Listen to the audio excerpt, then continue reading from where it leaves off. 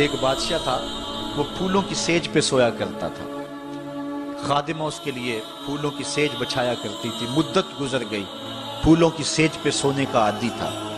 ایک دن خادمہ نے سوچا، لونڈی نے سوچا، روزانہ بادشاہ اس سیج پہ سوتا ہے، پتہ نہیں کیا لطف ہوگا۔ کمر سیدھی کرنے کے لیے، اس سیج کا لطف اٹھانے کے لیے وہ بھی لیٹ گئی۔ سیج تیار کرنے کے بعد ایک لمحے کے لیے کمر سیدھی کی تو سارے دن کی تھکی ہوئی تھی، آنکھ لگ گئی۔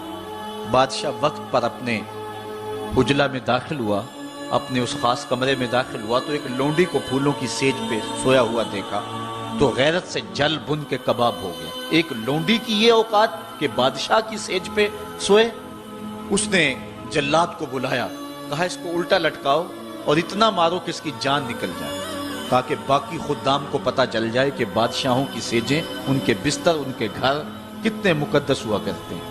لونڈی کو الٹا لٹکا دیا گیا اور جلاد ضرب پہ ضرب لگا رہا ہے، کوڑے پہ کوڑا مار رہا ہے۔ وہ چیختی ہے، روتی ہے، بچا لو مجھے، میری جان نکل رہی ہے۔ روتے روتے کیا خیال آیا کہ اس نے ہنسنا شروع کر دیا۔ بادشاہ نے جلاد کو کہا رک جا، اس لونڈی سے پوچھ روئی کیوں ہے، اسے یہ بھی پوچھ ہنستی کیوں ہے۔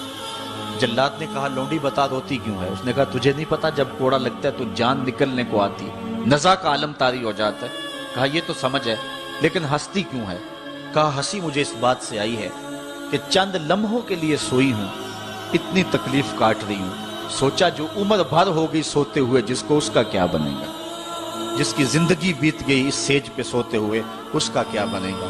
صاحبو، یہ دنیا پھولوں کی سیج نہ بنائیں، اس دنیا کو اللہ کی عبادت کے لیے گزاریں، ذکر فکر میں گزاریں، سحری کے وقت اٹھ کے مصلی پہ کھڑا ہو کے رونا سیکھیں، اللہ کے حضور آئیں، سارے کام چھوڑ دیں، رزق کی تلاش میں رازق کو بھول نہ جائیں۔ تم سمجھتے ہو دکان بند کر کے چلے گئے تو شاید میری آج کی سیل کم ہوگی۔ سیل دینے والا، رزق دینے والا، رزق کے دروازے کھولنے والا وہ رب ہے۔ جاؤ اس کے حضور جاؤ اور جا کے اس سے مانگو، مالک، رزق کا مالک بھی تو ہے، تیرے ہاتھ میں سارے خزانے ہیں، میری مدد فرما۔ دیکھنا کہ رحمتوں کے کس طرح دروازے کھلتے ہیں اور جو تمہیں ملتا ہے اس میں برکت کتنی ہوتی ہے۔ آج ہر بندہ یہ کہہ رہا ہے کہ میرے کاروبار میں برکت نہیں ہے، لاکھوں کماتا ہوں، پتہ نہیں چلتا جاتے کدھر ہیں۔ مسئلہ اصل ہے یہی کہ رزق میں بے برکتی آ گئی ہوئی ہے، اس لیے کہ ہماری پیشانی میں سجدے نہیں رہے، ہماری آنکھوں میں حیا نہیں رہا، ہمارے لبوں پہ قرآن کے نغمے نہیں رہے، ہماری سوچوں میں پاکیزگی نہیں رہی اور خیالوں میں طہارت نہیں رہی۔ آج غلاظت ہی غلاظت، گند ہی گند، اور جو ہے وہ شہوت ہی شہوت اور بے حیائی ہی بے حیائی آنکھوں میں، نظروں میں، خیالوں میں بھر دی گئی ہے۔ بازار میں چلے جائیں، گھر چلے جائیں، گھر کا دروازہ بند کر کے، مقفل کر کے بھی گھر آپ سمجھتے ہیں کہ میں محفوظ ہو گیا ہوں، آج تو وہاں بھی محفوظ نہیں رہا جاتا۔ عجیب صورتحال بنی ہوئی ہے۔ اپنے گھروں کو ان ساری شرارتوں سے پاک کرو اور اپنی نظروں کو پاکیزگی سکھاؤ، پھر دیکھنا کہ کس طرح برکتیں ہوتی ہیں اور کس طرح رحمتیں ہوتی ہیں۔ عبادت کے دو مفہوم حضرت امام راضی نے بیان فرمائے ہیں۔ آپ فرماتے ہیں التعظیم لامر اللہ، عبادت کا مفہوم یہ ہے کہ اللہ کے امور کا، اس کے حکم کی تعظیم کی جائے۔ اللہ تعالیٰ جل شانہ کا حکم ہے تو دل جھک جائیں اس کے حضور اور اس کو ہی بڑا جانا جائے۔ اور دوسری بات والشفقۃ علی خلق اللہ، عبادت کا مفہوم یہ ہے کہ مخلوق خدا پر شفقت کی جائے۔ حضرت امام غزالی نے اربعین کے اندر لکھا کہ عبادت کی 10 قسمیں ہیں، ان میں سے پہلی قسم نماز ہے جو عبادات میں سب سے اہم اور سب سے بڑی عبادت ہے۔ دوسری قسم زکوٰۃ ہے، تیسری قسم روزہ ہے، چوتھی قسم حج ہے، پانچویں قسم تلاوت کلام مجید ہے، اور چھٹی قسم ہر وقت ذکر الہی میں رہنا ہے، ساتویں قسم حلال رزق کے لیے کوشاں رہنا ہے، اور آٹھویں قسم پڑوسی، ہمسائے، ساتھی اور دوستوں کے حقوق ادا کرنا ہے، اور نویں قسم امر بالمعروف اور نہی عن المنکر کرنا ہے، اور 10ویں قسم اتباع رسول صلی اللہ علیہ وآلہ وسلم کرنا ہے۔ یہ عبادت کی صورت ہے۔ اب معاشرے کے اندر کچھ لوگ تو عبادت کرتے نہیں ہیں اور ان کا عبادت نہ کرنا غفلت کی وجہ سے۔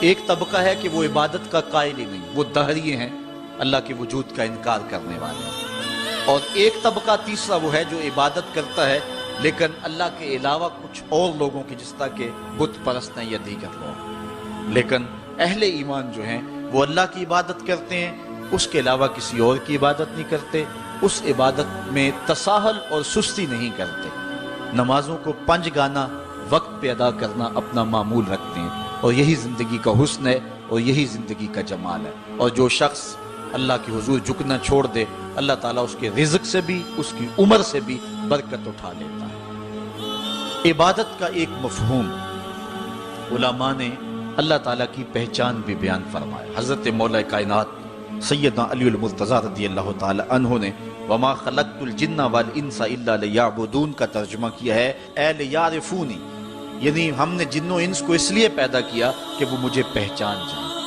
اللہ تعالیٰ جل شانہ کی پہچان بندے کے اوپر جو ہے وہ ضروری ہے، اور جو شخص اس دنیا پہ رہ کے رب کی معرفت حاصل نہ کر سکا تو وہ قیامت کے دن بھی نابینا اٹھایا جائے گا۔